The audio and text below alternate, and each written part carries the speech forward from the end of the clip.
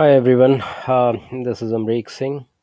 I was thinking of making this video for quite a long time, and today I've got the time to do this. The list is very long, but I thought of making, just this short video in which I can cover up 10 points about the travel, which, you know, anybody who is related to travel, as a customer would be interested to know or should have that information.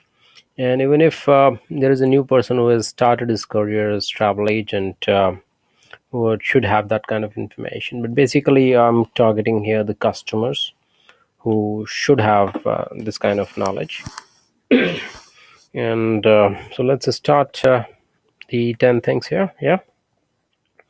The first question is, how can I make a reservation? You can make your reservation online or offline uh, by dealing with the most common way of making the reservation is call the call center of an airline or a travel agency and get your reservation done. However, there are people who would like to do it, face to face at the airport, or dealing with the travel agent face to face. That is also possible, right? But most of the time it's call center and over the telephone. All the airlines, travel agents, they have an 800 number so that the customers don't have to pay for it.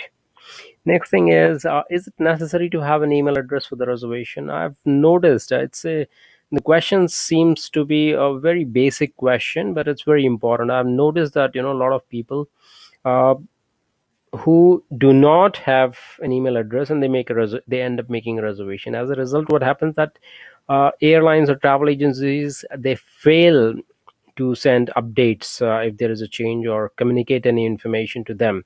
So it is very necessary for a customer, you as a customer, to have an email address. It's mandatory kind of a thing, I would say.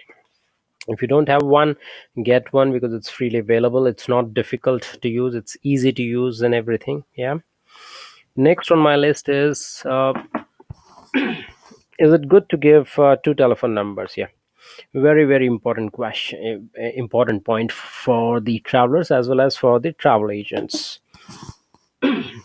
If a reservation is being made, I'm talking about an airline reservation, then a single telephone number would do, even for a customer, even for the travel agents, and the reservation is good to go. However, it is advisable from both the points of view, from the customer's point of view as well as from the travel agent point of view, or from the airline perspective, that every reservation should have two telephone numbers. Every customer should provide two telephone numbers. Reason is, suppose you're making a reservation 6 months ahead of time or 4 months ahead of the time. If something happens, your number is not working or it's not reachable due to some reason, then the airline or the travel agency would fail to communicate to you as a customer, and uh, you would miss vital information. So it's necessary that please provide two telephone numbers, one landline, one mobile phone, or two mobile, or whatever. Yeah. Next on the list is how to get the travel documentation. Very easy, simple thing. uh, by email. Email is the best way. So have an email. Without an email, I would say don't make a reservation.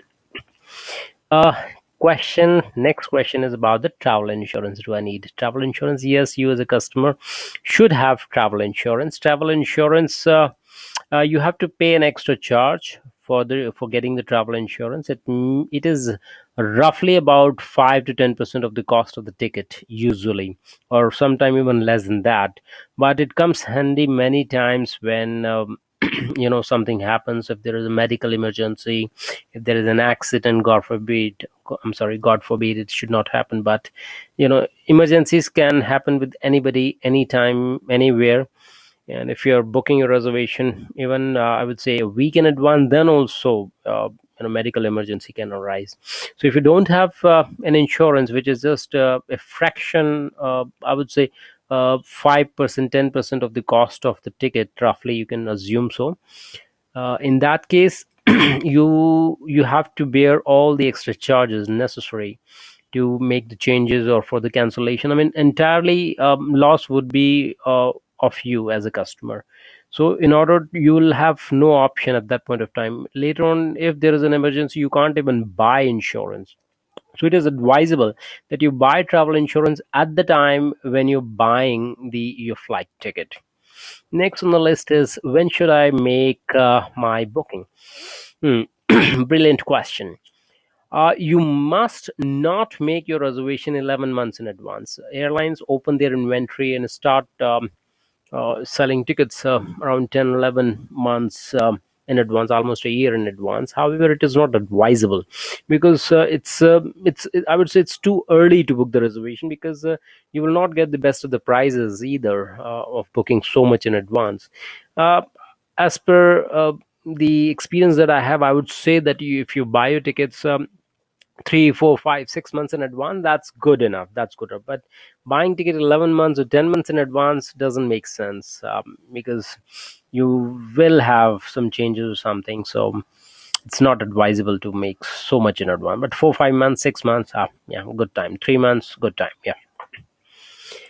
Next is, do I have to pay the full price straight away? Yeah. The answers are yes and no, as both the answers to this question. Yes, if I talk about a about if I'm a traveler from United States of America, let's say for example, and I'm buying only flight ticket, then I have to pay everything upfront. It's not that I can make part payment and then I'll pay the rest at a later time. But if I talk about, I'm a customer from UK and I'm buying not only flight, but I'm buying a hotel, I'm buying car rental. I mean, it's a package deal. It's a complete holiday. Then at times, my agency would give me the option to pay me in installments. I mean, it's a kind of EMI system. I can pay just 10%, 15%, 20% right now, and I'll pay the balance 80 to 90% at a time, a couple of months, maybe 2, 3 months in advance, 4 months in advance, something like that, depending upon my arrangement with my agency, and I can clear my payment at that point of time. In such a situation, it's good to make reservation in advance, because you will have the option of paying in advance, and I'm sorry, paying in installments, and a deposit option will come to a UK customer only if he's doing it in advance. Yeah, if he's booking just month, 2 month in advance, he has to pay the full price. There is a mathematics behind this, which we will be talking about sometime in a different video. uh, Next is, how can I pay? Obviously, you can pay by using your credit card or debit card only, if most of the transactions happen like this.